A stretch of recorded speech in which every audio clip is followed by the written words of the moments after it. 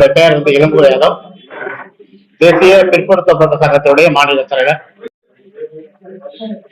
எங்களுடைய தேசிய தலைவர் வந்து தினேஷ் யாதவ், தேசிய பிற்படுத்தப்பட்ட சங்கத்தினுடைய தேசிய தலைவர்.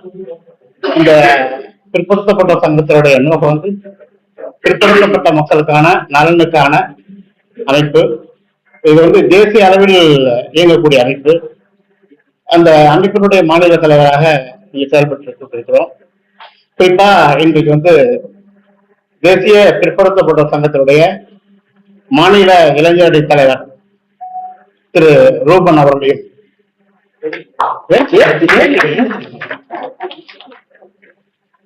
இளைஞரணி தலைவராகவும்,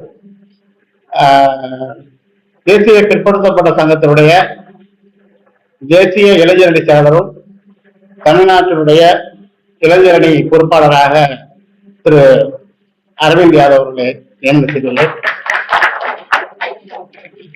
அவங்களுடைய தலைமையில இன்னைக்கு வந்து இந்த இளைஞரணி நிர்வாகி கூட்டம் நடைபெறுகிறது. அதில் நான் கலந்திருக்கிறேன். இந்த அமைப்பினுடைய தீர்மானங்கள் என்பது மிக தமிழகத்தில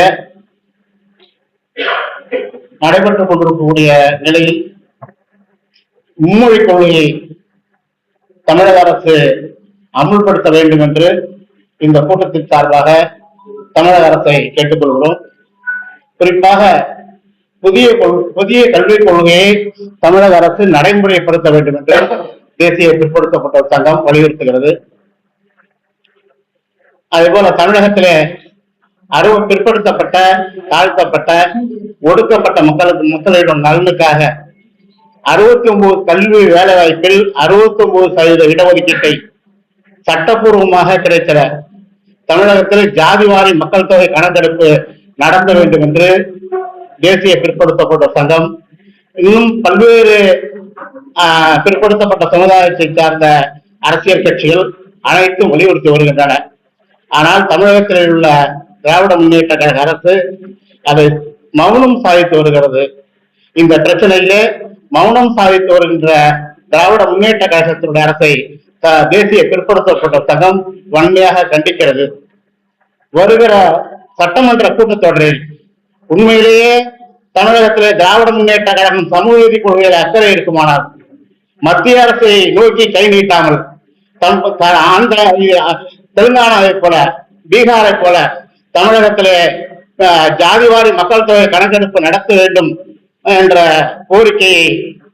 இந்த கோரிக்கையை வலியுறுத்துகின்ற வகையிலே சட்டமன்றத்தில் தீர்மானம் நிறைவேற்றி பட்ஜெட் கூட்டத்தில் அதற்கான நிதியை ஒதுக்க வேண்டும் என்று தேசிய பிற்படுத்தப்பட்ட சங்கம் கேட்டுக்கொள்கிறது.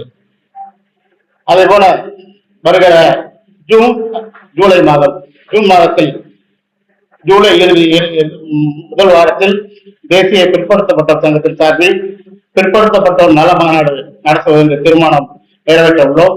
அந்த மாநாட்டில் மத்திய உள்துறை இணையமைச்சர் நித்யானந்த ராய் கலந்து கொண்டு சிறப்புரையாற்றியுள்ளார்.